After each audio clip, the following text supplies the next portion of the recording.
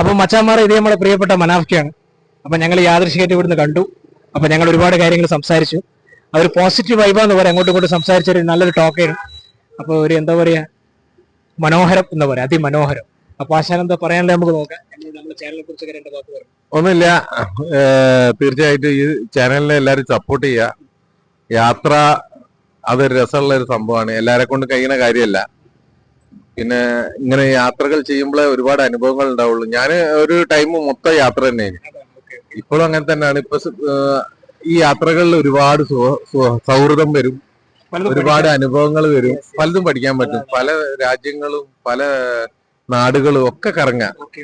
പിന്നെ ബനാഫ്ജി എന്താ പറയാല്, ഇത് നമ്മളെ പിന്നെ ട്രാവൽ ബ്ലോഗ് മാത്രമല്ല, ഒരുപാട് സാമൂഹികമായിട്ടുള്ള വിഷയങ്ങൾ, അങ്ങനെയുള്ള പല കാര്യങ്ങളും, ഫുഡ് ബ്ലോഗ്, അങ്ങനെയൊക്കെ നമ്മൾ ഇതിൽ തന്നെ ചെയ്യുന്നുണ്ട്. എല്ലാം പെടുത്തിയിട്ട് ചെയ്യാ. കാരണം എന്താ കഴിഞ്ഞാൽ ഇത് പോവാ എല്ലാരെ കൊണ്ട് കഴിയുന്ന കാര്യമല്ല.